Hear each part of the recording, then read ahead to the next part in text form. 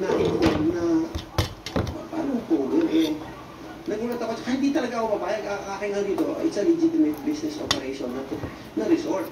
Base sa aming panayam sa PAGCOR, certification mula sa PAGCOR, ay wala po silang binigyan ng permit sa buong Puerto Galera na maglalaro, na mag-operate ng Pogo. Base sa ating informant, ito ay pinagpupugaran mga karamihan Chinese nationals exclusively.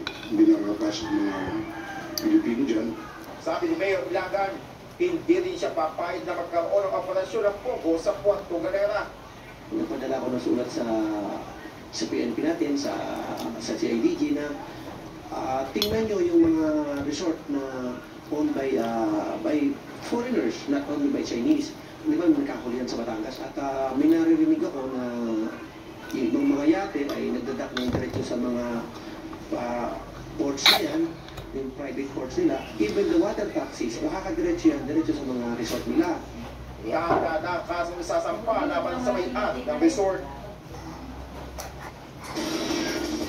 Kabayan, may mga natagpuan ding maraming laptop pero hindi ito nakumpiska ng mga tauhan ng NBI, Mimaropa, dahil hindi ito nakasaad o nakalagay doon sa search warrant na ini-issue ng Calapan City RTC. Pero sabi ng NBI Mimaropa ay sila magsasagawa pa ng karagdagang mga investigasyon at kung kinakailangan ay mag-a-apply sila ng panibagong search warrant para makakuha pa ng iba pang mga detalye doon sa laptop na yun para malaman kung ito pa talaga ay may kaugnayan sa operasyon ng illegal na Pogo. Kabayan.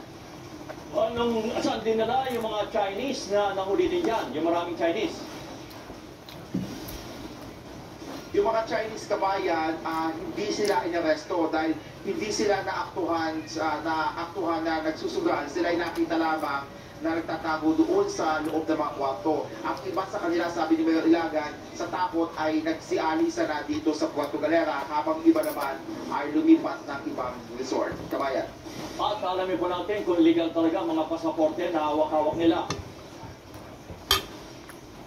Yes, kabayan, may mga hawak ng kopya ng passport ang NBI Mimaropa at ito ay kanina lang i-verify, kabayan. So malamang na ito ay casino lang, sabi ni Mayor Ilagan, ay walang Pogo sa kanilang bayan. Yun ang sabi ni Mayor, hindi ito Pogo, part daw ito nung dahil sa mga resort, may mga aliwan daw, may mga libangan, at wala, sugal lamang daw ito. Pero sabi ng NBI Mimaropa, dapat may permiso pa rin ito na manggagaling sa PAGCOR. Sa nakita mo sa loob, Dennis, masasabi bang ito ay aliwan lamang o talagang casino, sugalan? Kabayan, ang pinaninindigan ng NBI ay may mga operasyon ng pagsusugal. Pero kung talagang ito ay isang sa operasyon ng Pogo, yun ang kanilang nilalaliman pa ng investigasyon. Kabayan, dahil itong resort na ito ay exclusive lamang daw sa mga Chinese nationals at hindi pwede ang mga Pilipinong pumasok doon. Kaya nga, ang tanong ko sa iyo, sa nakita mo, talagang malaking sugalan, hindi basta-basta lamang, hindi simple. Oo, kabayan, mga sugalan, itong mga nasa sa loob itong resort na ito, kabayan. At yung resort owner na ayaw magpa-interview sa iyo, ito ba ay Chinese din? Chinese national ito, Chinese ito, kabayan, pero mukhang American citizen na, kabayan. Oh, so siya ang may-ari mismo ng building na natagpuan dyan? Yes, kabayan, sa kanya nakapangalan yung resort na yon. At dalawa sila na nakalagay sa search warrant, isang Pilipinang nagpapatakbo doong resort bukod dito sa may-ari, kabayan. So marami pang iimbestigahan sa natural resort ng NBI?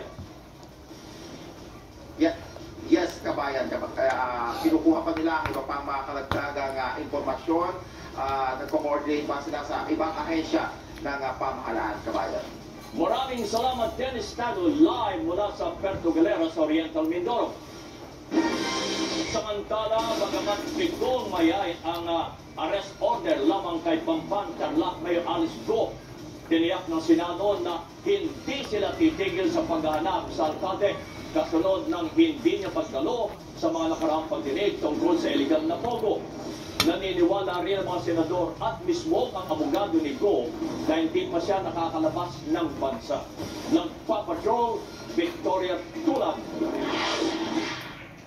Tuloy-tuloy ang paghahanap ng Senate Sergeant at Arms kay Bambanta Latimer Alice Go upang maisilbi ang arrest order laban sa kanya at idetine sa Senado. Ito ang pagtitiyak ni Senador Risa Ontiveros, chairman ng komite na nag-iimbestiga sa posibleng koneksyon ni Go sa mga